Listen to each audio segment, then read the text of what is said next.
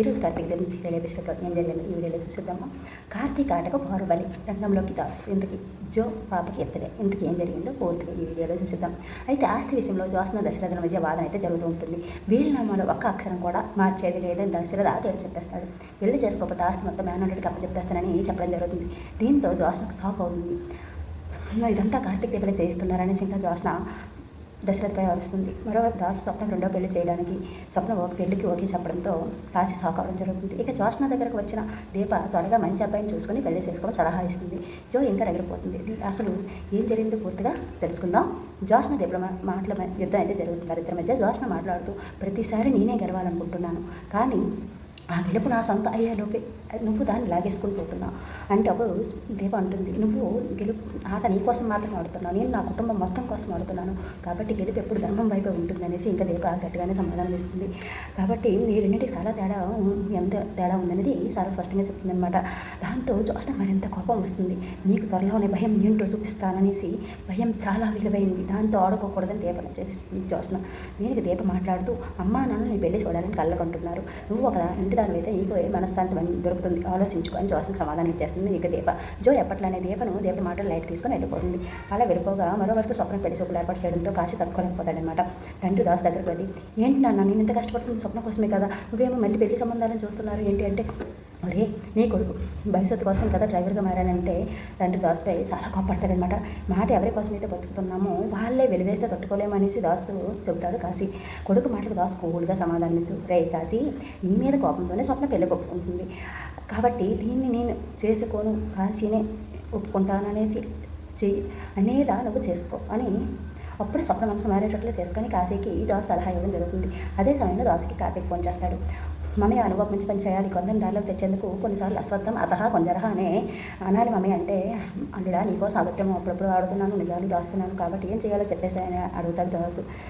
ఇంకా రానగానే కార్తీక్ ఏదో ఐడియా చెప్పేస్తాడనమాట. దాసు వాళ్ళు పెద్ద చేసి మరి ఉంటాడు. కార్తీక్ అంతా చెప్పిన తర్వాత అందరినీ నడిపించే నువ్వు ఉండగా మాకేం భయం అల్లుడు, శంక పూరిస్తా, ఇప్పటికే నీకోసం ఎన్నో చేశాను అనేసి ఇంకా దాసు అంటాడు. దాసు నిజాలు దాచాను, అబద్ధాలు దాచాను అనగానే కాసి అర్థం కానట్లుగా ఏంటి అని అనుమానంగానే దాసుని గమనిస్తూ ఉంటాడు. అదేం పట్టిన దాసు, సరే అల్లుడు నువ్వు చెప్పినట్లే నేను చేస్తాలే అని ఫోన్ పెట్టేస్తాడు. ఫోన్ పెట్టేసిన కార్తీక్ మనసులో కోపంగా పారిజాతను తలుసుకుంటూ, పారు నా భార్య దీపం చాలా మాటలు అన్నావు కదా, ఇక నీకు చూడు ఉంటుంది అనుకుంటాడు. అంటే పారు ఎక్స్పెక్ట్ చేసాడో నాకు అర్థమవుతుంది అనమాట. దాసు చెప్పబోయే అబద్ధం ఏమై ఉంటుందో మరి చూడాలి. అంటే దీపే నాకన్నా కూతురు అమ్మ అని పారుకి చెప్పొచ్చు. అయితే పారు నిజం బయటికి ఎక్కలేక అప్పుడు జోని దూరం పెట్టలేక మొదలు పడుతుంటుంది కదా, అలాగే దీపం ప్రేమగా చూసుకోవడం ఇంకా మొదలు పెట్టవచ్చు. కాబట్టి ఇదే జరిగితే మాత్రం కామెడీ సీన్స్ హైలైట్గా ఉంటాయని చెప్పుకోవచ్చు. ఇంకా కార్తీక్ రైట్ తీసేస్తాడు. ఇక దాసు వెంటనే కాశీతో, రే నేను చెప్పింది నీకు అర్థమైంది కదా, కోడల మనసులో నువ్వు ఉన్నావు, ఆ ప్రేమ నువ్వే సంపాదించుకోవాలి అన్నంత సరే నాన్న థ్యాంక్ యూ అనుకుని కాశీ వెళ్ళిపోతాడు. ఇంకా స్వప్న ప్రేమను సంపాదించడానికి దాసు మనసులో నీ యొక్క జ్యోత్స్న కూడా నీలా మనసులో మారితే బాగుంటుందే అనుకుంటాడు. అక్కడితో ఆ సీన్ పూర్తయితే అయింది. మరోవైపు గదిలో వీలునామా గురించి ఆలోచిస్తుంటుంది జ్యోత్స్న. దశరథ సుమిత్ర మాట్లాడిన మాటలు గుర్తు చేసుకుంటూ మరింత రగిలిపోతుంది. అక్కడే తాపీగా బారు జ్యూస్ తాగుతూ వస్తుంది.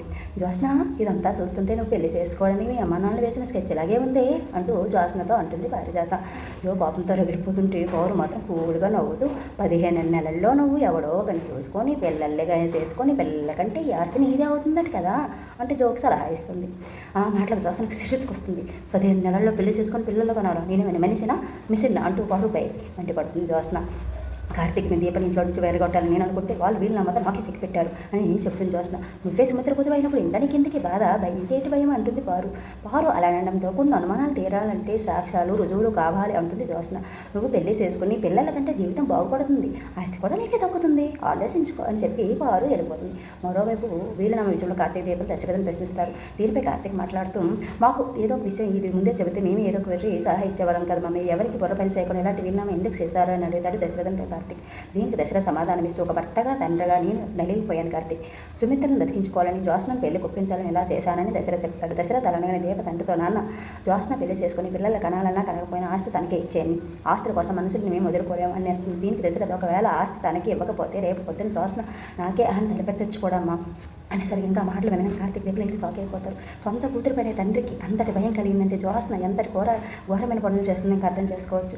దేవ మనం ఆడుతున్న ఈ డ్రామాలని జ్యోత్స్నకు తెలిసిన రోజు నువ్వు మనల్ని వదిలిపెట్టదు. నిజానికి నువ్వు ఉండాల్సిన స్థానంలో పనుంది. లేదంటే నా పిన్ని లాంటి వాళ్ళు నిన్ను అనాదివి అంటూ సూటిపోట్ల మాటలు అంటుంటే నేను చూడలేను. అందుకే నేను ఉన్నా లేకపోతే నీ ఆస్తి నీకే దక్కేలా చేశానని ఈ దేవకు దశరథ చెప్పడం జరుగుతుంది. దేవ దాంతో కన్నెట్టుగా నాన్న నువ్వు లేకపోతే మాకు ఈ ఆస్తులు మీ అవసరమా, నువ్వే మా పెద్ద ఆస్తి, మన కుటుంబమే మా అసలైన ఐశ్వర్య దశరథకు చెప్తుంది. అక్కడ మన కార్తీక్ మీరంతా బాగానే ఉన్నారు, నేనే ఎటు కాకుండా పోయాను, నేనే ఆస్తి దక్కించుకోవడం నీ చేత వీరనామా రాయించాను అంతా అనుకుంటున్నారు. నువ్వు ఈరోజు అంత రెచ్చగొట్టినా ఏమాత్రం బయటపడలేదంటే జ్యోత్స్న పెద్ద ప్లాన్లే ఉంది అని అంటాడు కార్తీక్. నాకు తెలిసి తను నిజం తెలుసుకునే ప్రయత్నం చేస్తుందని దశరథకి చెప్తాడు. ఇదే సమయంలో వీరనామా విషయం ఇంట్లో చర్చ నడుస్తుంది. కాంచన ఈ విషయంలో కార్తీక్ దగ్గర నిలచేయడం జరుగుతుంది. కాంచన మాట్లాడుతూ కార్తీక్ ఇదంతా నువ్వే దగ్గర నుండి చేయించావా దశరథ మామయ్యతో, ఆ వీరనామా రాయించింది నువ్వేనా అని ఉంటుంది. దీప మాట్లాడుతూ అత్తయ్య నాన్న చేసిన పని దానిలో తప్పేముంది, తన కూతురు పెళ్లి కోసం కండిషన్ పెట్టారు, అది మంచిదే కదా అని ఉంటుంది. కాంచన కోపంగా తప్పలేకపోవడం ఏంటి దీప, కూతురు పెళ్లి చేసుకోకపోతే ఆస్తి నీకు వచ్చేలా రాయడం ఏంటి, దశరథ మేనల్లుడి కుటుంబం అన్నారు కానీ చెల్లెలి కుటుంబాన్ని ఎందుకు అనలేదు, సొంత కూతురుతో సమానంగా నిన్ను ఎలా చూస్తాడు, ఆ వారిజాతం పిన్ని నిన్ను కార్తీక్ని ఎన్ని మాటలు అంటుందో చూస్తున్నావు కానీ కార్తీక్ దీపను నిలదీస్తుంది కాంచన. కాంచన అడిగిన ప్రశ్న దీప వాళ్ళ దగ్గర సమాధానం అయితే లేకపోయింది. కార్తీక్ నువ్వు చెప్పు, ఇందులో నీ ఆస్తి ఏమైనా ఉందా అని కాంచన అయితే అడుగుతుంది.